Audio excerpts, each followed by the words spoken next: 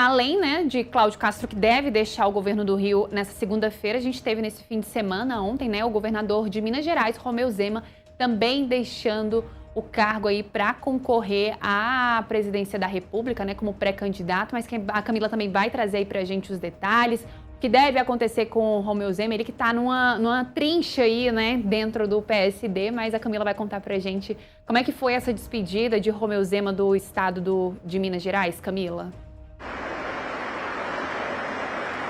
Então, Marília, no final de semana aconteceu esse evento, tanto a despedida de Romeu Zema, quanto a entrada, a posse de Matheus Simões, que é o seu vice, já era seu vice lá na chapa, né, e agora assume o governo de Minas Gerais. Nesse dia da despedida de Romeu Zema, ele acabou também fazendo um discurso criticando o governo Lula, falou sobre questões de corrupção, que o povo brasileiro está cansado de ser roubado, então já lançou um discurso um pouco num tom eleitoral, enfrentando o presidente Lula, o governo do presidente Lula, e quem tomou posse então foi Matheus Simões, ele que fica agora à frente do governo. E no próprio domingo, durante a manhã, enquanto ele tomava posse, alguns servidores do Estado realizaram um protesto contra o Matheus Simões, falando que ele e vice e Romeu Zema são a mesma coisa.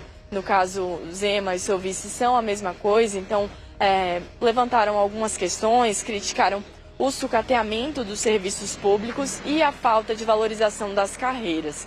Então foi um final de semana agitado lá em Minas Gerais, com a saída de Romeu Zema, entrada de Matheus Simões, que agora assume, é o governador de Minas Gerais, e também esse evento marcado pelo discurso duro de Romeu Zema e também por protestos aí de servidores, Marília.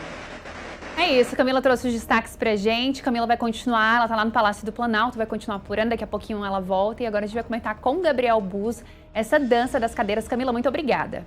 Essa dança das cadeiras que a gente vai ver daqui pra frente e muito, né, Gabriel? Principalmente essa última semana de março, que é o prazo aí de descompatibilização de cargo, para que essas pessoas possam aí concorrer a novos cargos. O caso de Romeu Zema, Gabriel, ele entra ali um pouco mais complicado, né? Porque o PSD está com 3 pré-candidatos e existe a expectativa para que nesta terça-feira, né? Vou só pegar a minha cola aqui, que nessa terça-feira o PSD deve anunciar o pré-candidato à presidência da República. Temos Eduardo Leite, temos também Ratinho Júnior, né? Na verdade, eu fiz confusão aí envolvendo o nome de Romeu Zema, mas a gente tem o PSD envolvido aí, mas também vem uma candidatura de Romeu Zema que deve vir aí como pré-candidato à presidência da República. O que a gente pode esperar disso tudo, Gabriel, com tantos nomes, vendo já Flávio Bolsonaro já em pré-campanha, viajando o Brasil, mas também fazendo campanha fora, que também é importante. O que a gente pode aguardar e esperar desse ir, né, de Romeu Zema do governo de Minas Gerais e tentando aí a presidência da República? Olha, Marília, apesar de ter feito uma certa confusão, Zema está sendo muito pressionado desde a decisão do PSD em ter candidato, Sim. porque a avaliação que se tem é que mais uma candidatura pode rachar ainda mais votos da direita. Então, Zema ele vem sendo pressionado mais numa tentativa ali. O PL tentou em alguns momentos fazer isso de forma direta e indireta para trazê-lo como vice de Flávio Bolsonaro. E por que Zema é uma peça ali que sempre é rediscutida? Porque ele é de um estado pêndulo, se a gente pode chamar assim, né? Minas Gerais muda a cada eleição, geralmente, o candidato a presidente, e quem ganha a presidência em Minas ganha no país. É assim desde 1989, com a redemocratização. Então, por exemplo, Bolsonaro ganhou em 2018, ganhou a presidência. Lula ganhou em 2022, ganhou a presidência também em Minas Gerais. Então, é um estado que sempre faz essa...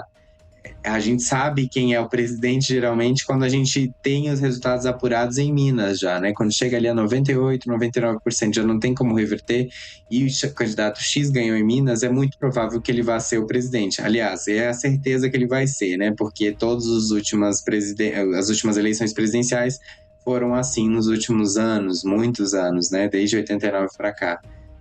Então, é importante que a gente observe, Marília, como vai ser o comportamento de Zema. A gente sabe que existe um apelo muito forte dentro do Novo para ele ser candidato, porque quando o Novo tem um nome presidenciável circulando, com o número do partido ali fazendo campanha, consegue atrair votos na avaliação deles para deputados, para senadores do partido, e assim conseguem fazer um número, né, mínimo ali de parlamentares para manter ali o Novo em evidência, o Novo com uma certa bancada dentro do Congresso.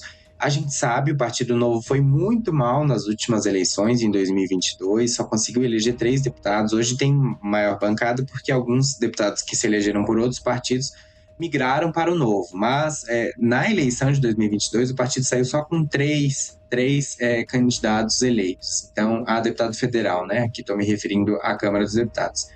Então, o Novo pressiona muito para que Zema mantenha sua candidatura até o fim, vá, dispute, porque o número do partido precisa circular e o nome do partido também precisa circular para que o Novo tente ali angariar ainda mais apoio. Embora essa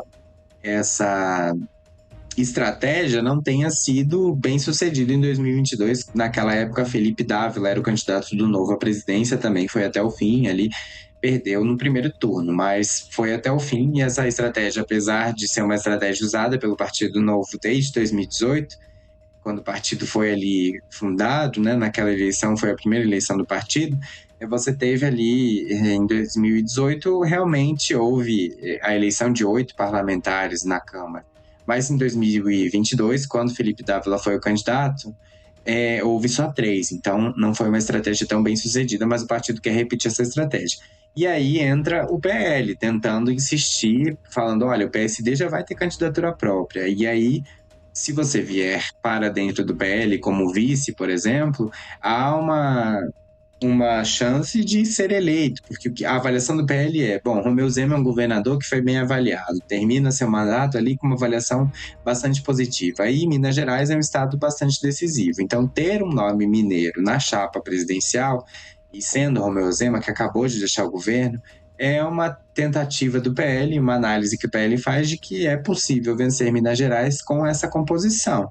Agora, Zema sempre negou que esse convite foi de fato formalizado, né? O PL dizia que Valdemar Costa Neto, até conversei com ele uma vez sobre esse nome, e ele dizia, olha, é um bom nome, mas não fiz nenhum tipo de tratativa direta, também negou.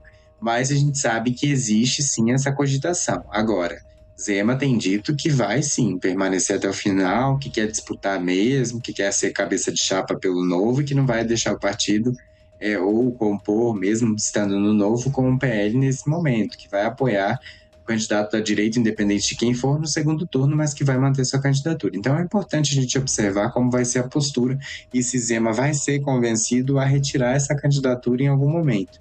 Não me parece o cenário agora, porque, como eu disse, é uma estratégia do Partido Novo como um todo, manter essa candidatura em prol de algo maior, né, que seria as bancadas ali, Câmara e Senado. Mas tudo pode mudar, né, Marília? A política é uma caixinha de surpresas, então a gente precisa esperar. Só para a gente poder consertar tudo aqui, vamos falar bem rapidamente, Gabriel, sobre o PSD, porque ele deve